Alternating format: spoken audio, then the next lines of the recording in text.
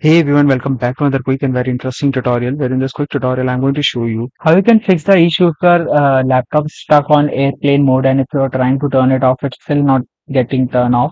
Now, in order to fix that, all you need to do is you just simply right click on your start menu, then click on device manager.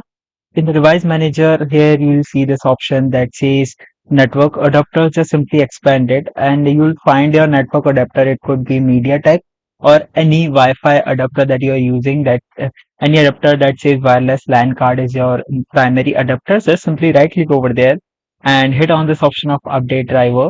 Then click on this option that says search automatically for drivers.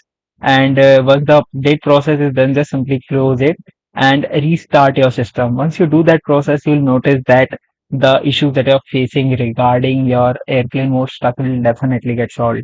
Alright, so that's it for this tutorial. I hope this video will be helpful for you. Make sure to hit the like button and subscribe button for more such helpful and interesting tutorials. See you in the next one. Take care.